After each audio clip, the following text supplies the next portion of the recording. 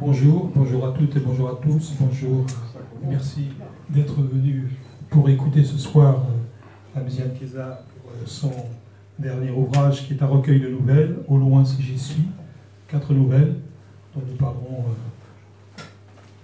bien évidemment dans le détail pour certaines et pas trop pour d'autres puisqu'il est question d'une enquête policière, donc on ne va tout de même pas dévoiler le corps du délit, etc. Merci aussi aux auditeurs, enfin aux suiveurs qui nous suivent sur Facebook. Et donc ce soir, nous sommes heureux de retrouver Amziane Keza, qui est un fidèle, qui connaît les lieux, un fidèle de l'ACB. Et nous verrons que dans une de ces nouvelles, il est même question de l'ACB. Alors Amziane Keza, je vais un petit peu donner quelques éléments de votre parcours, puisque comme vous n'êtes pas un fanfaron, vous parlez très peu de vous-même et on peut ne pas trop savoir tout ce que vous faites. Vous êtes écrivain, vous écrivez à la fois en français et en tamazight, vous êtes poète, traducteur, vous êtes conférencier maintenant, puisque vous revenez d'une série de conférences en Amérique du Nord, et vous fûtes un de ces heureux élus qui ont suivi l'enseignement des cours de travail de Mohamed Yahya, dont vous poursuivez aujourd'hui, peut-être, vous nous en direz un mot, l'enseignement et le parcours, et continuer son parcours. Vous êtes l'auteur en particulier de La fuite en avant, qui est paru en 2001, de La réserve kabyle en 2020. Vous êtes traducteur, vous êtes adaptateur en kabyle, par exemple, l'exercice de style de Raymond Queneau, de Paroles de Jacques Prévert, de Martin Brun, de Franck Pavlov, et des poèmes et chansons de Georges Brassens, qui vous vaut d'ailleurs le surnom dans certains milieux de Georges. Vous êtes aussi l'auteur en kabyle de chants païens et de chants marins. Vous nous revenez en littérature avec 4 nouvelles. 4 nouvelles donc très inégales, puisqu'il y a 2 nouvelles notamment qui ne font pas plus de 2 ou 4 pages, et 2 plus importantes, dont celle dont il sera beaucoup de questions ici ce soir. Et j'ai l'impression que l'essentiel, enfin le lien entre ces 4 nouvelles, c'est les questions, quelles que soient les situations, quels que soient les personnages, qui sont 4 personnages principalement, parce qu'il y en a un peu plus dans chacune de vos nouvelles, portent sur, par exemple, sur le retour au village d'un jeune métis en quête de ses origines. Ça, c'est la première nouvelle, la longue nouvelle. Le meurtre d'une villageoise kabyle, qui est seule et sans soutien, puisque son mari est émigré. Vous parlez aussi à travers le souvenir d'un homme de ses années scolaires et du souvenir de son professeur de français. C'est un regard aussi un peu nouveau, peut-être iconoclaste sur l'histoire coloniale. Et vous abordez aussi le retour d'un vieil immigré qui a 70 ans, qui décide de revenir sur une terre qu'il n'a pas revue depuis des décennies. Avant d'aller plus loin sur chacune de ces nouvelles, comment vous sont venues l'idée et des personnages et des situations? Est-ce que c'est un travail de pure fiction, ou est-ce qu'il s'agit pour vous de traduire une part du réel de ce que peuvent vivre les Kabyles en France et les Kabyles de Kabylie, ou est-ce que c'est lié à votre observation tout-terrain? En fait, concernant la première nouvelle, c'est quelqu'un qui m'a demandé un scénario. Il voulait faire un film, donc j'ai écrit le scénario et tout. Comme le film, il n'a pas eu le... Vous entendez pas bien? Vous entendez bien? Ah, c'est bon, ok. Il n'a pas eu l'argent qu'il fallait pour le réaliser, donc je l'ai transformé en nouvelle. Voilà, donc c'est pour ça qu'il y a beaucoup de dialogues, qu'il y a beaucoup de... voilà, c'est presque beaucoup plus une œuvre théâtrale qu'autre chose. Et les personnages, alors pourquoi des personnages si différents et qui finalement ramènent toujours, me semble-t-il, à une question centrale dans le livre, c'est la question des appartenances, des identités. Oui, comme il nous arrive à nous, les Kabyles, depuis maintenant presque un demi-siècle, qu'on est à la recherche de nos origines et tout, mais le problème c'est que l'histoire ne se souvient pas trop de nous. Donc on est un peu les oubliés de l'histoire. Donc c'est pour ça que j'ai mis ce garçon devant un père qui a perdu sa mémoire. Donc nous, quand on se met à chercher nos origines, voilà, on a toujours du mal à trouver de la matière ou bien des réponses à nos questions. Soit on a affaire à des historiens étrangers, soit à l'histoire officielle de l'Algérie. Tout ça, à mon avis, ne répond pas à nos questions concernant l'identité. Donc c'est pour ça que j'ai mis ce garçon en face d'un père qui a perdu la mémoire. Oui, parce que donc le garçon s'appelle Eric. Ouais. Il est de mère française et il a appris très peu de temps avant le début de l'histoire que son père était kabyle. Et donc il est parti en quête de ce père et de ses origines. Oui, à la mort de sa mère, donc il a trouvé dans ses affaires une photographie. Mais avant de mourir, il lui a dit que son père, effectivement, est d'origine kabyle. Donc il s'est mis à la recherche de ce père. Alors pour rechercher son père, il vient à l'ACB? Il vient à l'ACB, c'est l'ambassade des Kabyles en France.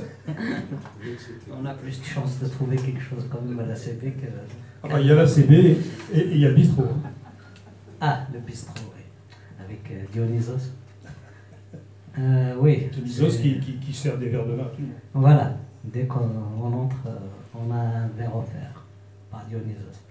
Parce que ça lui fait plaisir de boire du vin. Si vous demandez un café, par contre, là, il ne paye pas. Il refuse. Voilà, donc...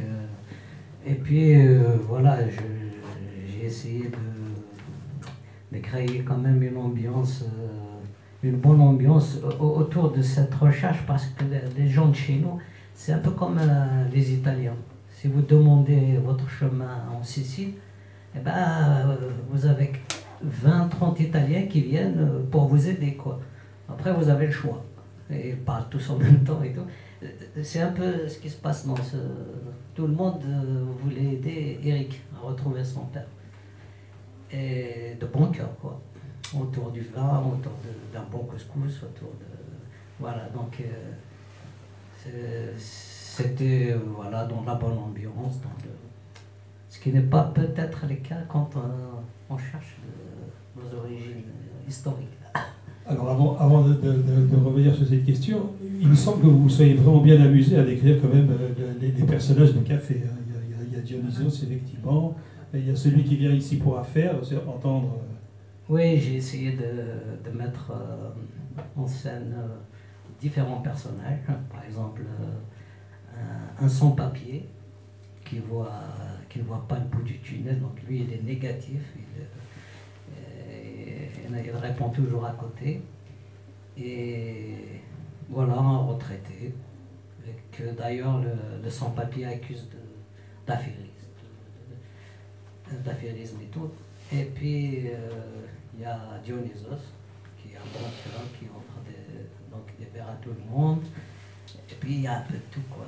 Il y a même le kurde, que vous connaissez tous. Et puis il y a Bébé. Il y a Bébé aussi.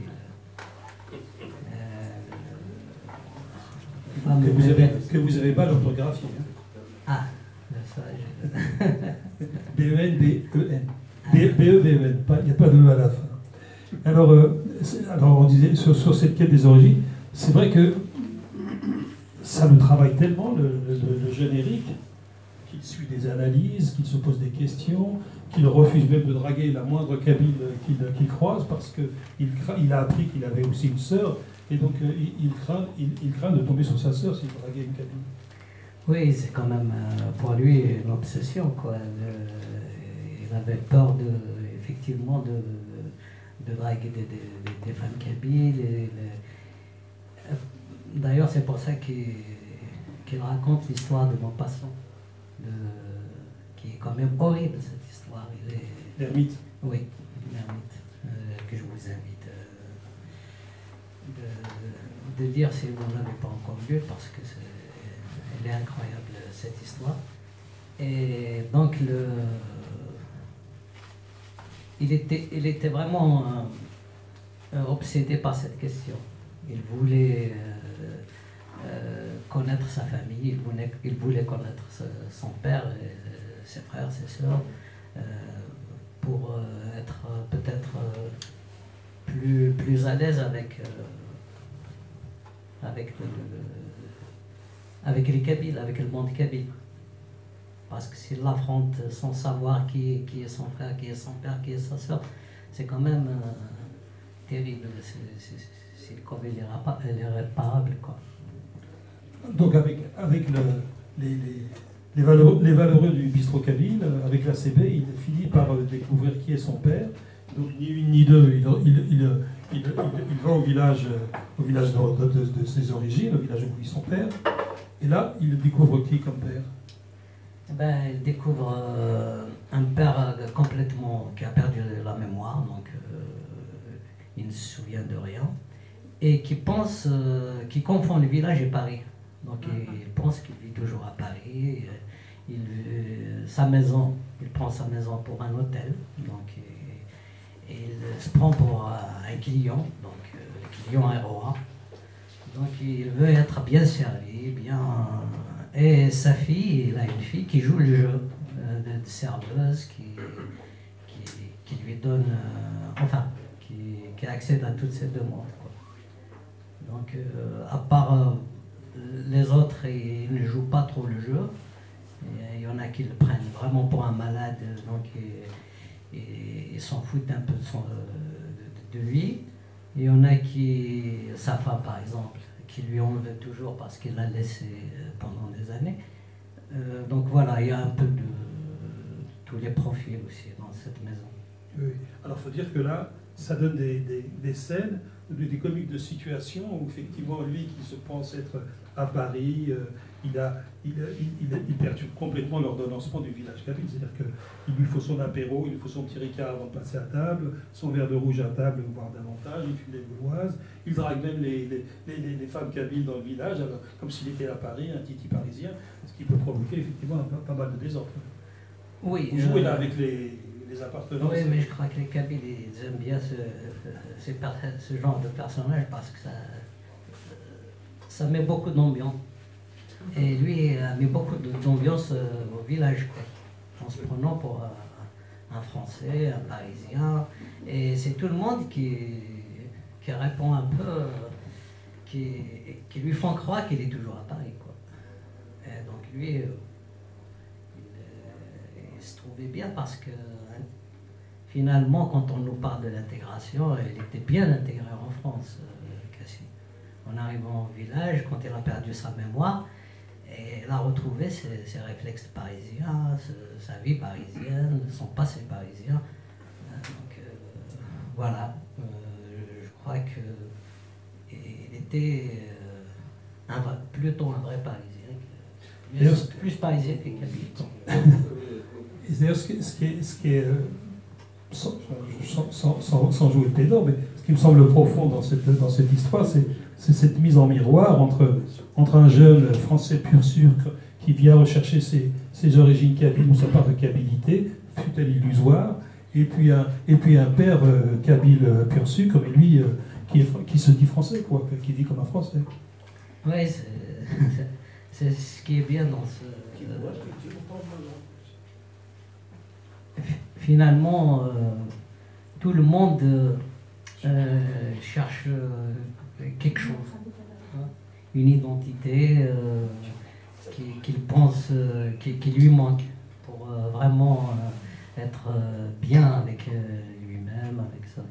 Et Cassie, peut-être en restant parisien au village, peut-être c'est ce qui l'a aidé aussi à vivre et à survivre, parce qu'il pense qu'il était dans son milieu, peut-être s'il se rendait compte un jour qu'il était au Kabylie, peut-être il deviendrait beaucoup plus malheureux, je ne sais pas. Qu'est-ce que vous pensez du thème de l'identité en général? Moi je crois que l'identité individuelle ou l'identité collective, je ne sais pas. Parce en que l'occurrence individuelle, là, disons déjà. Cette quête individuelle, vous brouillez les pistes, vous jouez un peu avec les appartenances, vous entretenez effectivement. Ça semble dire que tout ça, ça fait partie des illusions, ces questions identitaires. Oui, parce que ça bouge beaucoup. On change d'identité presque, même en une journée. Parfois, on change d'identité 2-3 fois par jour, quoi. Ça dépend du milieu où nous sommes, ça dépend des gens qui nous entourent, ça dépend des lieux, enfin, tout ce que... voilà, on change souvent. Donc il n'est pas stable, il est très mobile. Je crois que c'est ça l'identité. Il n'y a que les gens qui nous pétrifient, qui nous fixent une identité, et ils pensent toujours que c'est la même qu'on a pendant toute sa vie et tout. Il y a même eu un ministère. Alors voilà, alors que c'est pas vrai, quoi. Ça change tout le temps. Et les gens justement qui font des lois comme ça, est-ce qu'ils se rendent compte qu'eux-mêmes ils changent tout le temps d'identité? Et si on applique maintenant cette logique à la dimension collective, notamment au mouvement identitaire ou culturel, que ce soit des Kabyles en particulier, bien sûr, mais à d'autres? Justement, quand j'ai fait ma conférence sur Veuve Nova, sur Idié, j'ai dit qu'il est allé très loin dans le passé pour chercher l'avenir. Donc, c'est une chanson normalement qui nous invite à dépasser son identité. Mais nous, on a fait le contraire. On a presque réalisé un repli sur soi. Donc on est tombé un peu du folklore kabyle au folklore berbère. Comme on dit, c'est tomber de la poêle dans le feu, quoi. Donc au lieu de nous ouvrir des portes pour aller plus loin, pour dépasser l'identité vraiment collective que l'histoire veut nous faire porter, on a fait le contraire. On s'est replié sur nous-mêmes, et ça c'est dommage. Parce que si par exemple le pouvoir, la dictature nous a mis dans une cage qu'on appelle l'arabo-islamisme, et qu'on a réussi à quitter cette cage pour nous mettre nous-mêmes dans une autre cage, c'est-à-dire on n'a pas compris grand-chose, quoi. Donc le but, moi à mon avis, c'est plutôt d'être libre que de porter une identité quelconque, quoi. C'est toujours cette quête de liberté qu'il faut poursuivre. L'arrivée d'Éric au village, et notamment dans la famille de son père, de Francine, provoque aussi pas mal de désordre. On voit les réactions de la belle-mère, on voit les réactions de la fille, du frère, on voit les réactions de la sœur. Ça provoque des convoitises, ça provoque des jalousies. Ça vient perturber aussi l'ordonnancement du village. Oui, après c'est le sort un peu des sociétés fragiles, quoi. Dès qu'il y a quelque chose, ça perturbe tout le monde, quoi. Une bière suffit pour perturber le village, hein. Des fois il suffit de peu de choses. Donc c'est ce qui s'est passé d'ailleurs. C'est un peu des familles à la Fellini, comme oui. Les familles méditerranéennes. Dès qu'il y a quelque chose, c'est un événement, c'est un prétexte pour justement se chamailler, faire la fête, enfin, des sentiments contradictoires qui traversent. Donc, d'ailleurs, il y a les petits aussi, les petits enfants qui, pour eux, il y a un invité, c'est vraiment la fête, quoi. Ils vont bien manger, ils vont bien boire, personne ne les tapera peut-être pendant la présence de l'invité et tout. Bien sûr, il y en a qui ont peur de l'héritage, il y en a qui ont peur. Chacun a ses petits calculs. Et il y a un des gros calculs, c'est que lui, il met le pied dans le plat. Sa sœur, donc, il découvre au village, qui fait des études d'anthropologie, on dira un mot après sur ses études et sur ce qu'elle lui fait découvrir.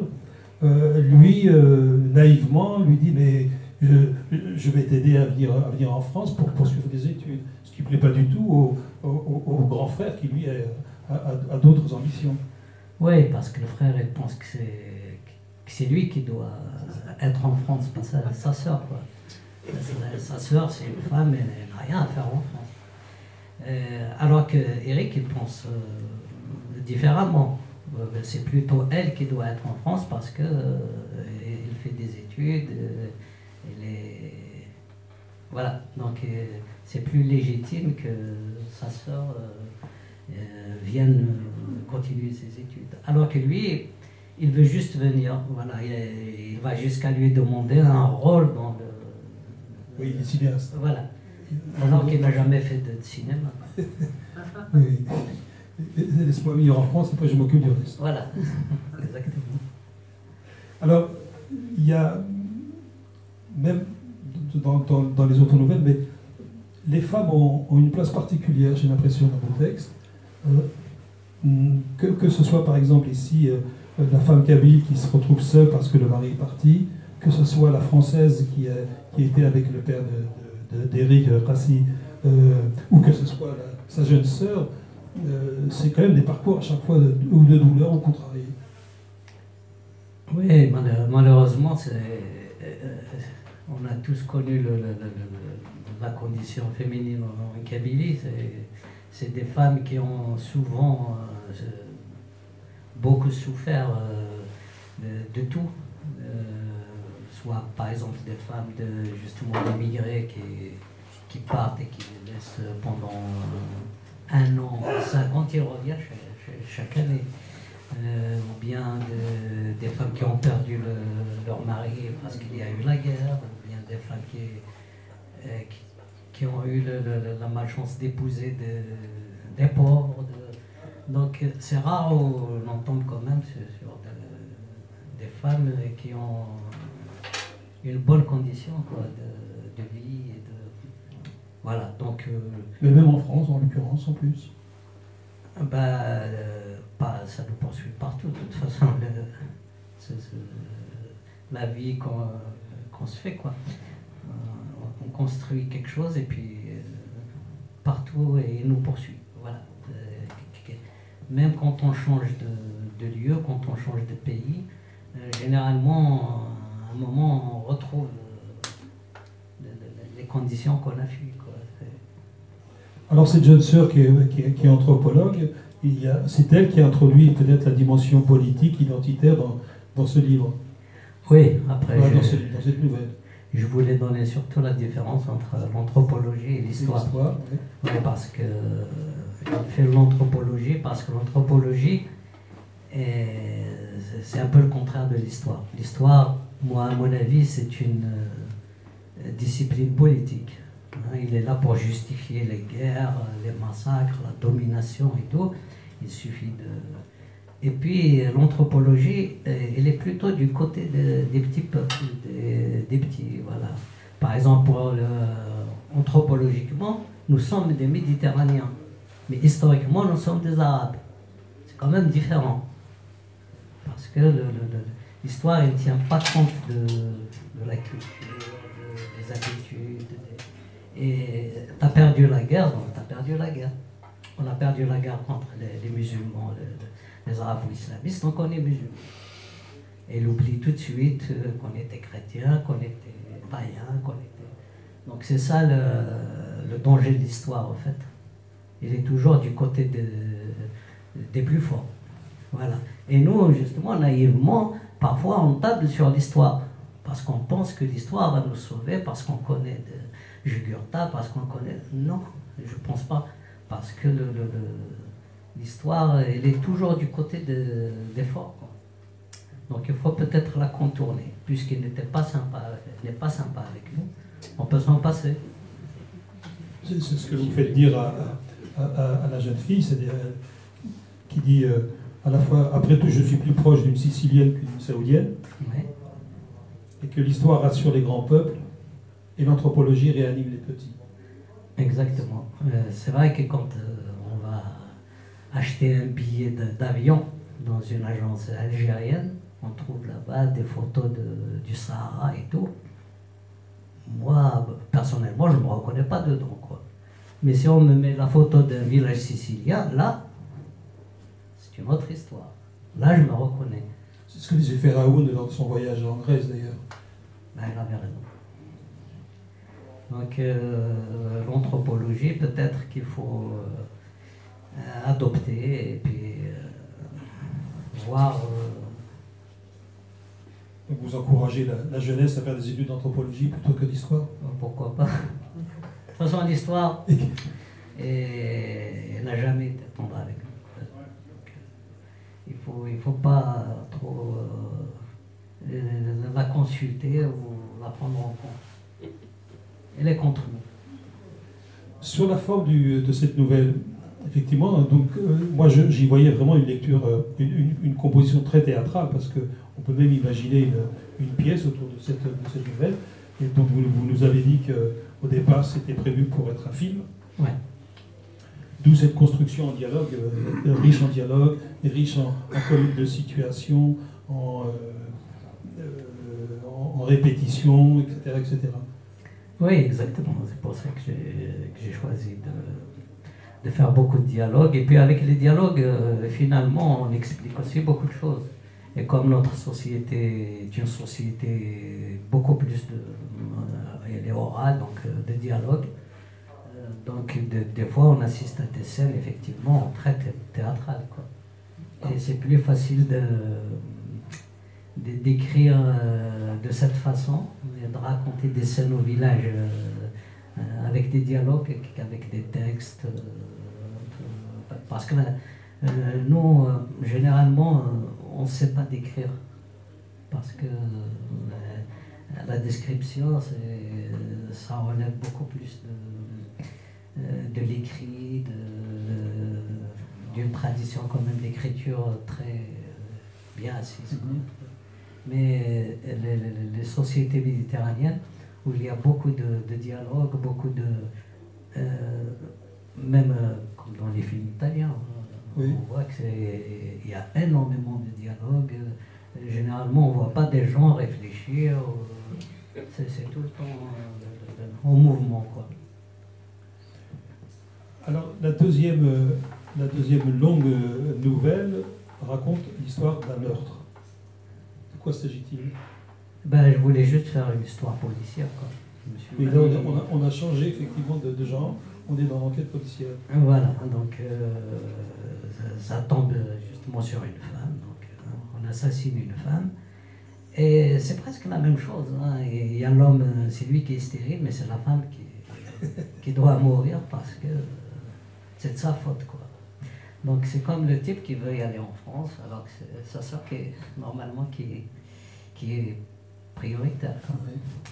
Donc voilà, donc il y a une intrigue, il y a un policier, deux policiers qui font l'enquête au village, quoi. Et là aussi, bon, on ne va pas parler de l'enquête, on ne va pas parler des circonstances du crime, et on ne va bien évidemment pas donner le nom du criminel. J'ai l'impression aussi que dans cette nouvelle, c'est aussi le prétexte pour vous de décrire la vie au village, les convoitises, les jalousies, les rivalités, les mesquineries, etc. Les tendances politiques. Les tendances politiques, etc. C'est souvent pas tendre, quand même. Il y a même un islamiste. Oui, c'est comme ça. Hein. Des fois, tout est bon, hein.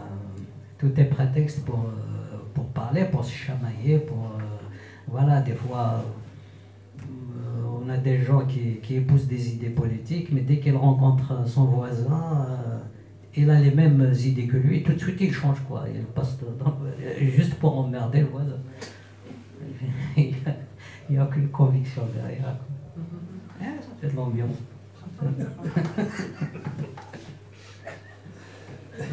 Pourquoi dites-vous que la société kabyle a la peur du rire? Ouais, parce qu'ils disent c'est l'Inde qui a inventé le rire, quoi. En réfléchissant, peut-être que ça a un sens, en fait. Parce que l'âne, c'est l'animal, c'est l'attribut de Dionysos. Voilà, et Dionysos, c'est le rire, c'est la musique, c'est la danse, c'est le vin, c'est l'ivresse, parfois même c'est le crime, quoi. Parce que c'est une doctrine quand même un peu...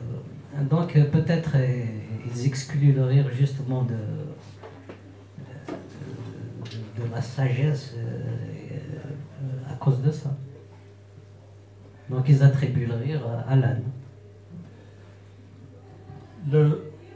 La troisième nouvelle, qui est très courte, elle, à peine 2 pages, Ouais. mais qui n'est pas la moins riche en termes de signification, puisque... Bon, racontez-nous déjà cette nouvelle, qu'est-ce qu'elle raconte? Il y en a 4 quand même. Oui, oui. C'est le souvenir, c'est le souvenir de l'adulte. Moi je suis encore... Ah oui, c'est le décalage, c'est vrai que vous débarquez. Vous avez atterri. L'histoire de cet homme qui se souvient de sa prof de français et qui termine sa souvenance en évoquant sa prof de français, donc pendant la période coloniale, que le son de sa voix, la couleur de ses yeux et de ses robes et le parfum de ses cheveux qui continuent encore de coloniser, entre guillemets, agréablement ma mémoire. Oui, c'est une histoire vraie, hein. C'est quelqu'un qui m'a raconté cette histoire. Donc, il a perdu sa maîtresse de français. Alors, ce qui est important, c'est que cette souvenance, tout ça est évoqué lors d'une fête de l'indépendance. Oui. C'est là où ça devient peut-être sacrilège. Oui, parce que peut-être que les Algériens ont gagné la guerre, mais lui, il a perdu sa bien-aimée, quoi. Donc, pour lui, l'indépendance, c'était au contraire un événement triste pour lui, parce que ça l'a séparé de la femme qu'il aimait. Et puis, voilà, donc il a jeté son cartable à la mer, et puis il est venu en France à la recherche, toujours à la quête, comme la première nouvelle où il y a la quête du générique, il cherche son père,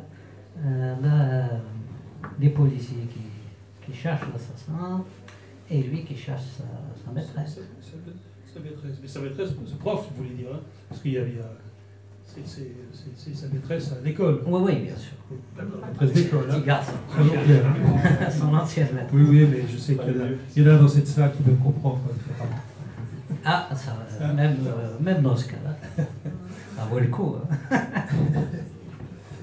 Et quand je lisais cette nouvelle, et quand il me semblait mesurer le côté un peu sacrilège, iconoclaste, je me disais, mais comment situer cette nouvelle? Je ne sais pas si vous êtes au fait des débats de la sociologie française, de la militance identitaire en France, etc., des théories postcoloniales, néocoloniales, mais j'ai vraiment l'impression que cette histoire va à l'encontre à la fois des nationalismes étroits et puis des enfermements sociologiques auxquels on est un peu, sous lesquels on croule peut-être en ce moment. Moi, je te dis tout de suite que c'est pas ta tasse de thé. La décolonisation a fait notre malheur, quoi. Et le problème de la décolonisation, elle a détruit des sociétés qui commençaient à naître, des nouvelles cultures, des langues. Donc on a fait, dans l'Antiquité, quand un peuple envoyait un autre, il essaie de le repousser, mais s'il n'arrive pas, après, c'est bon, quoi. Ils font communauté ensemble, ils créent une nouvelle langue, une nouvelle culture, et ils vivent ensemble. On l'a fait avec les Phéniciens, on l'a fait avec les Romains, avec les Arabes, avec les Turcs, avec les Français. Mais après 130 ans, une nouvelle société commençait à naître, mais on l'a brisée. On l'a brisé, donc on a chassé tout le monde, hein, le juif, l'européen, le catholique, et les berbères. On nous a mis de côté. Maintenant, c'est notre tour. Ils sont en train de nous déporter, de nous chasser. Et voilà, maintenant, ils sont maîtres à bord. On revient au 7e siècle. Et tout ça parce que on a cassé une société qui allait naître avec des Berbères, des Arabes, des Européens. On ne lui a pas donné sa chance comme les autres. Et nous, quand on vient justement en France ou en Occident, c'est pour chercher cette part de culture dont on nous a privés. Donc, pourquoi chasser par exemple c'est ce qui m'étonne d'ailleurs de nos francophones, que j'aime beaucoup, hein. Malheureusement, on n'entend jamais un arabisant critiquer le colonialisme arabo-islamiste ou turc. Mais un francophone, dès qu'il prend le micro, il s'attaque aux Romains et aux Français. C'est pas normal. Parce que c'est des guerres de civilisation, de culture. Je trouve que c'est pas normal. Eux, ils reconnaissent que les Arabes et les Turcs ont apporté de la lumière, tout ce qu'on veut. Et nous, voilà, je ne sais pas, c'est dû peut-être à cet esprit de décolonisation dont qu'ils ont, je ne sais pas, ils ont cru qu'avec la décolonisation, ils ont vu l'Occident comme l'Empire, comme les impérialistes et tout, ils les ont chassés. Mais est-ce qu'on a fait un bon choix? Je ne sais pas. La question est ouverte et sans doute qu'il y aura peut-être des réactions à la salle. Dernière nouvelle, alors là c'est un autre personnage, donc un homme de 70 ans. Et vous avez appelé cette nouvelle le retour. Mais... oui. Je me suis inspiré d'un texte de Kafka. C'est quelqu'un qui retourne chez lui, mais qui ne reconnaît rien. On en a parlé tout à l'heure, c'est ce qui est arrivé à... Oui, c'est ce qui arrive à Slimane. Voilà, donc à un moment, même le chien qu'il a trouvé dans la cour de la maison où il a passé son enfance et tout, eh ben, il lui a pas souhaité la bienvenue, il lui a montré ses dents. Donc il est reparti. Kafka, c'est pas Ulysse alors. Non. Non, le chien d'Ulysse était beaucoup plus reconnaissant. Voilà, donc il est reparti, il a vu que c'était plus son pays, que c'était plus sa place, que c'était plus... il est reparti d'où il était venu. Aucune illusion. Personne ne l'a reconnu, donc il a traversé le village comme un fantôme, et personne n'a cherché à comprendre qui c'était, à la limite. Si on lui a posé, on lui demande, celui qui l'accompagne lui demande, mais c'est lui qui l'aborde, hein. Après ils ont discuté. Sinon tout le monde, personne n'a cherché à comprendre. Alors qu'il a pris des cadeaux avec lui pour les donner aux gens de sa famille, il était angoissé et tout. Alors, il n'y avait personne qui l'attendait. Écoutez, moi je vous propose de commencer à dialoguer avec le public, si vous avez des questions, si vous avez des réactions, parce que ce que dit en général Hamziane Kézar peut susciter des réactions. C'est tellement souvent original que bon, ça peut provoquer des débats. Est-ce qu'il y a des gens qui veulent faire un commentaire ou poser une question? C'est la première question qui coûte.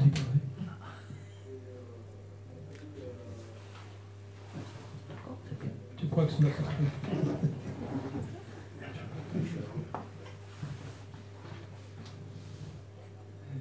Une autre question qui serait liée davantage à votre travail de manière générale est quelle part, c'est peut-être pas très fin comme question, mais quelle influence a le travail que vous avez fait avec Mouhia sur votre regard sur le monde, sur vos écrits? Ben, moi, j'écris pas mal avant de connaître Mouhad Yahya. Donc, avec Mouhad Yahya, c'est surtout... il m'a appris beaucoup d'astuces, beaucoup de... Donc, si tu veux, espèce de stage ou de formation. Voilà, j'ai appris beaucoup durant on a travaillé par exemple sur Astérix, sur quelques chansons, sur quelques textes et tout. Donc tout ça, on l'a fait justement pour m'apprendre à comment voilà, comment traduire, comment adapter, comment... D'accord, c'est beaucoup plus technique. Justement, c'est en lui récitant les textes que j'ai écrits, il m'a dit, bon, c'est très bien, est-ce qu'on peut se voir de temps en temps pour travailler et tout. J'ai dit d'accord. Et des fois, il m'appelle la nuit pour me dire, ah, tout à l'heure, le mot qu'on a placé, c'était pas bon. Ah, j'ai un autre. Je te dérange pas. Je dis, non, alors que c'est minuit. Non, quand je change, on change le mot. Donc ça veut dire que tous ces thèmes de liberté, d'émancipation, comment dire, peut-être même parfois aller à contre-courant d'une certaine doxa politique identitaire, tout ça c'est en vous. Ah oui, ça c'est le fruit de mes lectures, peut-être. Et l'ouverture aussi, parce que c'est vrai que... Voilà, je n'ai pas peut-être les mêmes choses que les autres, je ne sais pas. Mais voilà, donc c'est le fruit de mes lectures, beaucoup plus. Toujours pas de questions? Si, quand même. Oui. Donc il y a une question, parce que quand on parle de l'identité, donc qui bouge constamment, pratiquement chaque fois qu'on rencontre quelqu'un, qu'on bouge, mais par contre il y a les origines par opposition. Alors qu'est-ce que tu en penses? L'origine, en principe, nos origines ou les origines sont immuables, elles ne bougent pas. Oui. C'est une question, bon... Oui, c'est un peu comme un arbre, quoi. Il change de feuilles chaque année, de fleurs, de fruits, mais les racines, elles sont toujours enfuies et cachées, quoi. Donc ils ne bougent pas, effectivement. Mais moi je dis justement, quand j'ai dit, peut-être pour dépasser même les identités, l'identité arabo-islamique, peut-être il faut d'abord dépasser sa propre identité. Après, on dépasse facilement les autres. Et en dépassant son identité, c'est là qu'elles deviennent beaucoup plus fortes. Parce que on est allé au-delà. Donc là, on devient beaucoup plus fort et on peut s'ouvrir sans avoir peur. Parce que là, nous, on est vraiment dans une peur incroyable, quoi. On a peur. On a peur de tout.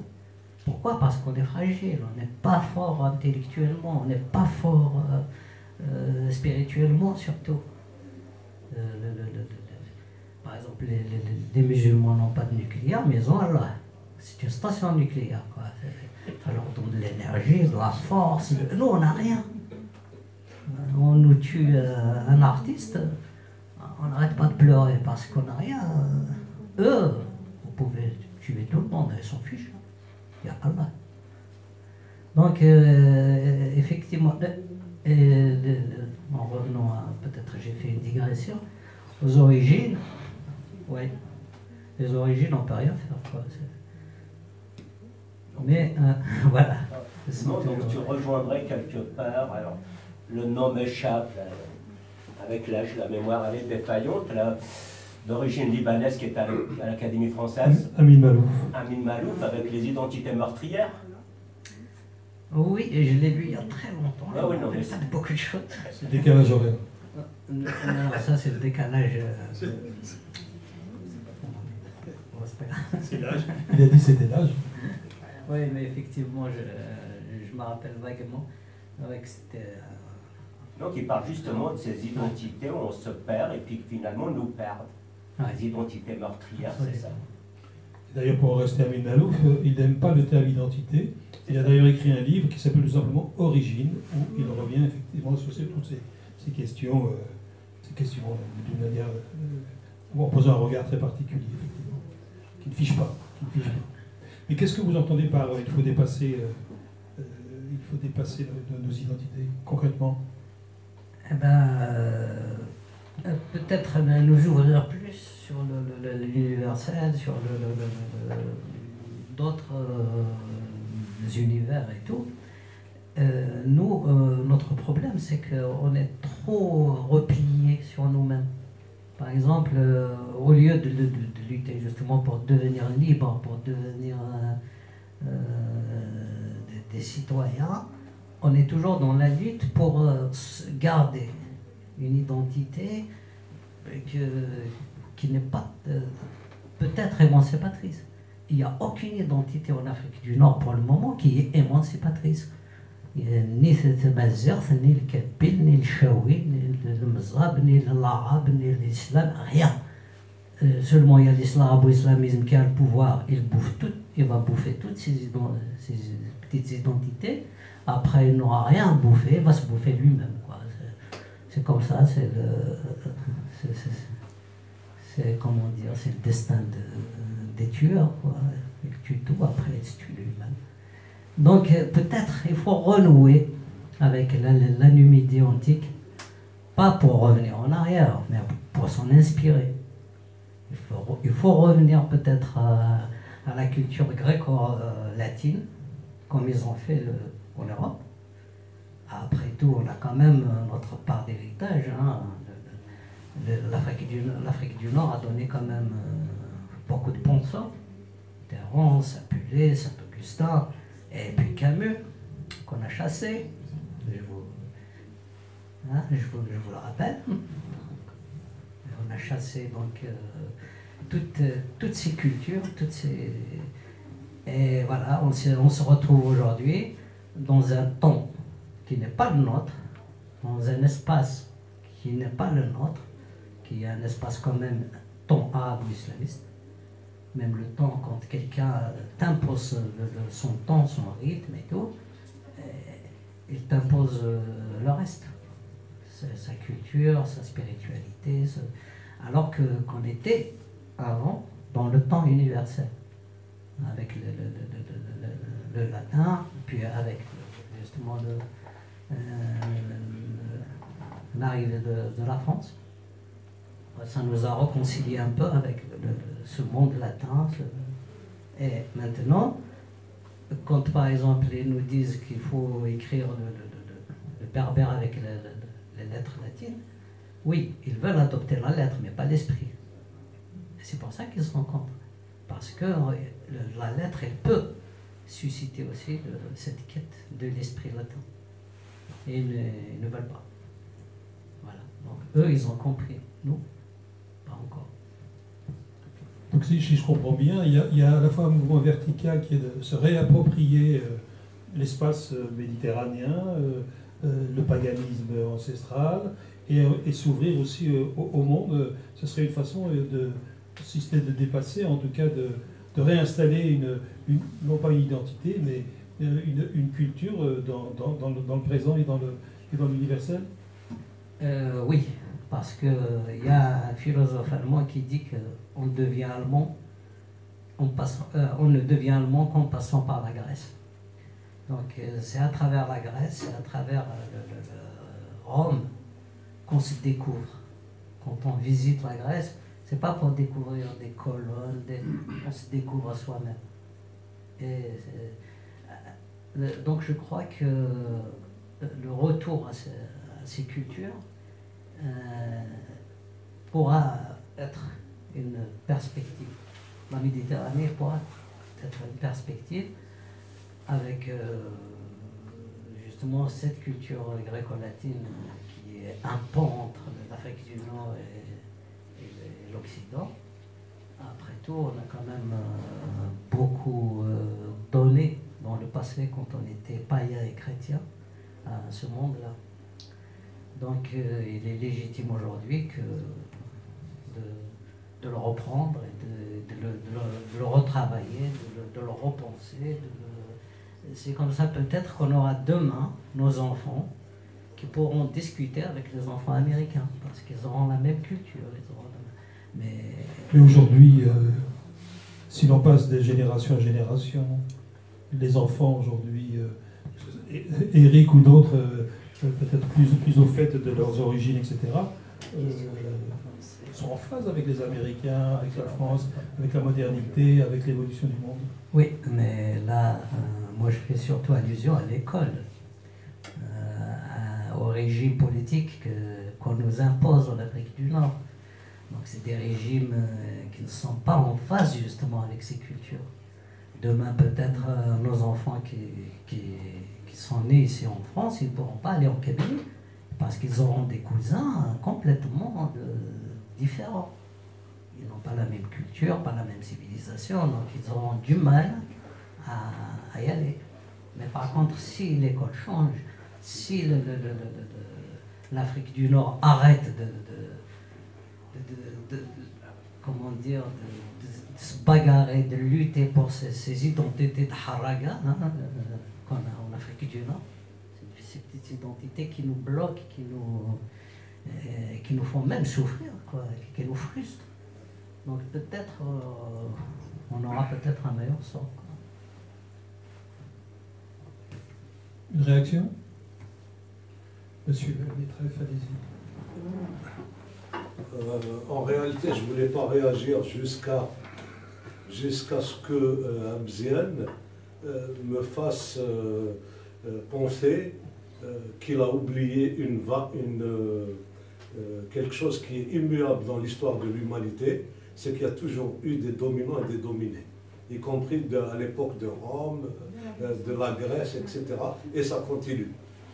Et ça continue. Donc on ne peut pas, à mon avis, discuter toutes ces questions sans revenir à cette vérité, c'est que, effectivement, l'universel, c'est celui du dominé, du dominant. C'est ça qui est considéré comme étant l'universel. Tu as dit que Camus a été chassé d'Algérie. Camus serait resté si l'Algérie était restée française. C'est la réalité la plus banale qui soit. Je ne pense pas que ça soit une bonne idée. En tout cas, l'histoire de l'Algérie a fait qu'il y a eu cette lutte, cette libération qui a été dévoyée. Je suis d'accord avec toi surtout, mais en tout cas, il y a quelque chose qui s'est appelé le mouvement national, qui a considéré qu'il fallait s'émanciper d'une domination coloniale, qui en est une, qui a eu ses théoriciens, etc. Et quand tu parles du retour à la Grèce antique, à Rome, etc., tu me rappelles ce mouvement qui a existé en Algérie, qui s'appelle l'algérianisme, de Louis Bertrand. C'est exactement ça, qui nie à la fois toute l'histoire de l'Algérie pour revenir uniquement à la séquence, romaine et grecque, considérant que les Algériens ne sont ni arabes, ni berbères, ni français, ils sont méditerranéens et chrétiens. Et chrétiens, enfin, depuis Rome. Hein. Donc c'est une façon de fantasmer un peu l'histoire. L'histoire s'est passée autrement. Et puis tu disais qu'il ne fallait pas qu'on revienne à l'histoire. Or tu y reviens toi-même souvent. Tu reviens très souvent à l'histoire et tu dis on devrait, etc. Je suis curieux de savoir qui est ce on. On devrait ne pas faire ceci, on devrait ne pas faire cela, etc. Je finis mes réflexions, puis après j'ai une question précise. Ma question, parce que je reviens à tes nouvelles qui ont l'air passionnantes, très sincèrement, quand tu analyses, par exemple, tu analyses ce personnage qui est en Kabylie, qui a oublié, qui a perdu la mémoire, etc., tu en parles d'une façon tellement analytique. Est-ce que tu as analysé avant ou après?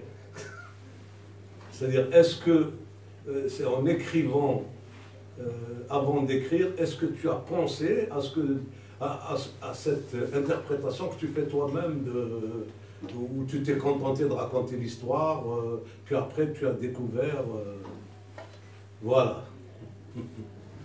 Cela dit, je voulais répéter parce que je l'ai déjà dit par ailleurs, c'est que j'aime beaucoup tes positions, tes réflexions, etc., notamment par rapport à l'identité, etc. Effectivement, tu as un point de vue très original que j'aime beaucoup.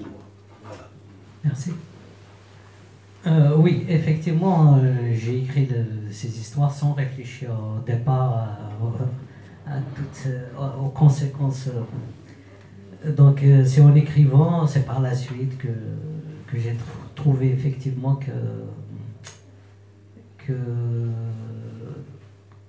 qu'on peut les interpréter autrement, qu'on peut voir dans cette quête identitaire individuelle et même une quête identitaire collective et tout.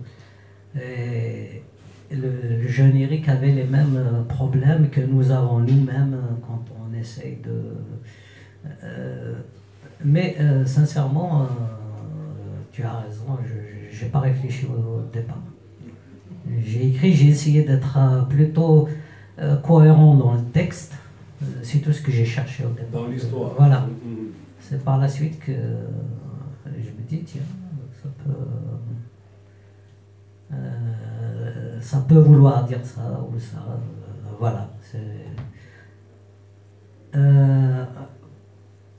Bon, après, effectivement, moi je crois que, revenons un peu à pour moi, notre problème, c'est un problème de civilisation et le mouvement national il a fait la guerre avec un esprit communiste, dominant-dominé. Je suis d'accord. Mais il n'a pas réfléchi aux conséquences culturelles et civilisationnelles. Et ça, je crois que c'est un problème. Parce qu'en épousant l'arabo-islamisme, même les chefs historiques kabyles ont condamné tout kabyle qui se dit, qui revendique sa spécificité. Parce que c'est comme ça. Non, je vais réagir très vite. Oui. Mais là, tu donnes l'impression que tout est monolithique. Or, un point de vue dialectique veut que, effectivement, le mouvement national lui-même, à l'intérieur, il y avait des dominants et des dominés. Dans le mouvement, hein, il y avait des luttes, etc. Et c'est ce mouvement-là, arabo-islamique, qui a gagné, qui a fini par s'imposer. Mais je veux dire, les choses ne sont pas monolithiques. À l'intérieur du mouvement national, il y a toujours eu, comment dire, un... Le projet, ce n'est pas celui-là, en tout cas. Oui, le mouvement national, depuis l'étoile nord-africaine, etc., il y avait un courant progressiste qui voulait aller... Bon, après, on sait, Salih El-Hajj, Shakil Barslan, etc., l'anticabilisme qui existe, qu'on le veuille ou non, en Algérie, qui a toujours existé, a fait que ce mouvement-là a fini par écraser le mouvement qui militait pour une Algérie algérienne qui ne se définit pas par l'arabo-islamisme. Et puis ça a continué, l'indépendance, etc. Mais on ne peut pas opposer des choses monolithiques comme ça d'un côté. Si, on peut les opposer.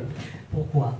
Parce que je crois que soit il n'y avait que deux arabo-islamiques, progressistes et conservateurs. À mon avis, c'est ce qu'on a vu. Parce qu'ils étaient tous d'accord quand même pour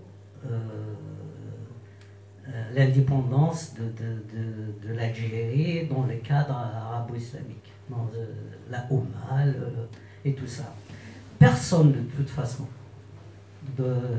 n'a posé ce problème sur le plan civilisationnel. Personne n'a dit par exemple, moi j'appartiens à cette civilisation romaine et française. On n'a pas vu ça. Tout le monde était d'accord pour les chasser, pour ne plus parler de ces pays. Après, maintenant, je comprends ta position qu'il y a des gens qui voulaient de la démocratie, qui étaient modernes, qui avaient des idées modernes et tout. Mais est-ce que vraiment ces gens-là ont pensé qu'il y a, par exemple, sur le plan civilisationnel, qu'il y avait une profonde différence entre justement les arabo-islamistes et eux. Je pense pas. Franchement, là, tu fais pour moi de la caricature historique. Non, je ne fais pas la caricature historique. Je te rappelle que le mouvement national est né dans le sillage du Parti communiste français, quand même. Attends, les communistes, Oui, ils sont pour la décolonisation. Ils ne raisonnent pas. Oui, non. Ils ne raisonnent pas comme ça. Et puis tu demandes à des nationalistes qui ont subi depuis 1830 tous les massacres, les trucs, etc. Tu leur demandes à ce qu'ils revendiquent de rester français. Mais je veux dire, bon, c'est facile de le faire aujourd'hui, hein, faire de la téléologie, c'est-à-dire qu'est-ce qu'il fallait faire à l'époque. Mais à l'époque, c'était un mouvement contre le colonialisme français qui a été appuyé, y compris par des Français, je rappelle. Hein. Il n'y a pas que des je ne vais pas citer tous les noms de gens français qui ont... quand même, c'était pour un projet d'indépendance. Voilà, c'est pas... La question civilisationnelle, c'est quoi la question civilisationnelle? C'est de demander à celui qui t'opprime de te donner. De toute façon, la culture française, elle a été transmise. On est toujours opprimé. Oui, on est toujours opprimé. On n'est pas indépendant. Non, c'est clair. Donc tout ce qui a été fait justement parce que ça a été mal pensé. Oui, enfin, mal pensé, mais... Ça a été pensé justement, comme tu le dis, par rapport à dominer dominant, mais pas par rapport au reste. Le reste, c'est quoi? Le reste, c'est la culture, c'est la civilisation, c'est la religion, c'est tout. Mais on a dit juste qu'on appartient au monde arabe, qu'on appartient au monde... Non, on n'a pas dit ça. À l'origine, on a dit on veut l'indépendance. D'accord. Là, peut-être on va pas s'entendre. On passe à autre chose. Mais quand on était à Soumar, c'était pas ça du tout. Le projet, ils n'avaient pas l'intention de virer les Français. Parce que les choses se sont mal passées à la fin. C'est pour ça que les Français sont partis, parce qu'il y a eu des violences avec l'OAS, etc. Mais à la base, le projet, c'était pas ça. Non, je parle pas des violences. C'était d'instaurer une république laïque. Et ça a été presque dit dans ces termes-là.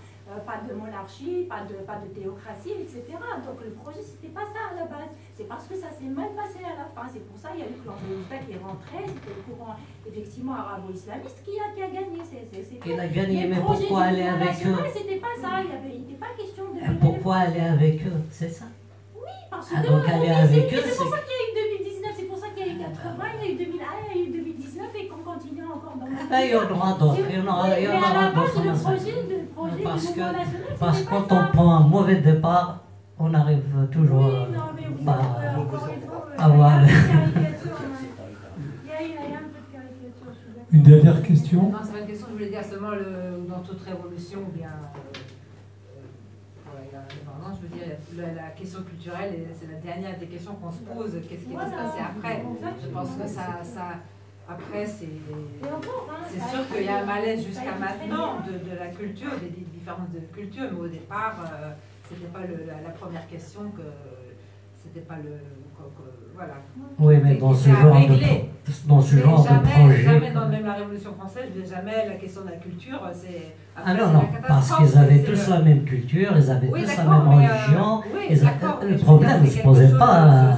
L'après, il n'y a jamais vraiment de plan. Il y a un plan comme ça théorique, mais la pratique, c'est l'Asie complète. Il faut se trouver après, quand on se retrouve voilà, avec... Et puis après la révolution, voilà, après le conflit. Si la présence française se passait très bien, s'il y avait une belle cohabitation, il n'y aurait pas eu de mouvement national pour décoloniser. C'est parce qu'il y a eu un pillage des terres, il y a eu des colons qui sont installés, ils ont fait des misères aux indigènes, il y a un refus de généraliser les droits. Des collèges. Voilà, il y a eu des collèges, etc. C'est parce qu'il y a eu des injustices. Mais ça, c'est depuis la nuit des temps. Hein. Oui, mais on ne peut pas dire qu'il ne faut pas décoloniser quand on vit ce genre de choses. Là, on débarque tous chez l'ancien colonisateur. Oui, voilà. Donc ça s'est mal passé. On est d'accord avec vous, mais ça c'était pas mieux non plus de laisser les... Qu'est-ce qu'on fout là alors? Je me doutais bien que ça allait quand même, ça allait chauffer sur cette question. Juste une Et puis, on va se retrouver... Je peux juste répondre à mon ami, parce qu'il dit que j'ai dit que l'histoire n'était pas... Après, je revendique l'histoire. Oui, je revendique l'histoire de... parce qu'à un moment, on était dans l'histoire. C'est par la suite qu'on l'a quitté. On nous a fait quitter cette histoire. À quelle heure? Ah ben, on était quand même dans l'Antiquité, pas mal. Oui, justement. Ben, comme par hasard, pardon, comme par hasard, tu dis qu'on était dans l'histoire à une époque dont on ne sait pas grand-chose. Parce qu'il n'y a pas d'écrit. L'histoire, c'est d'abord des écrits. Et même l'histoire de la Numidie, des chefs numides, etc., on a très peu, c'est les Romains qui ont écrit. Hein, oui, donc, on était romanisés. Oui, bien comme sûr. tout le monde, comme les Français. Les Français aujourd'hui, c'est des Romains, c'est pas des Gaulois. Les Américains sont des Romains. D'abord, il y a eu la première romanisation avec la guerre, la deuxième avec l'école. Maintenant, c'est eux qui font... Qui s'en revendiquent pas, peut-être qu'on s'y... Donc, c'est ce que je propose. Je propose la romanisation, la deuxième avec l'école. Je pense qu'on va rester là. Juste une petite référence, parce que lorsque vous évoquez l'aspect méditerranéen de l'Algérie, de la Kabylie en particulier, je renverrai aux travaux d'Alain Mahé, qui a mis en évidence les études d'un historien à la fin du 19e siècle, qui s'appelle Émile Masqueret, qui justement a fait ce travail, notamment à partir de l'Assemblée de village, et qui montre à quel point c'est une forme d'organisation villageoise méditerranéenne. Sur ce, on revient à la littérature. Voilà, je voulais le dire. Revenons au livre. Revenons au livre. Je vous propose de retrouver Amziane à l'étage supérieur autour d'un verre et de continuer la discussion littéraire et poétique, parce que ce livre est souvent drôle, et sous son aspect drôle, je pense qu'il aborde un certain nombre de questions qui sont aujourd'hui centrales, et il l'aborde de manière très originale, comme disait Arsky tout à l'heure. Voilà, je vous remercie. Merci à toutes et à tous. Merci beaucoup.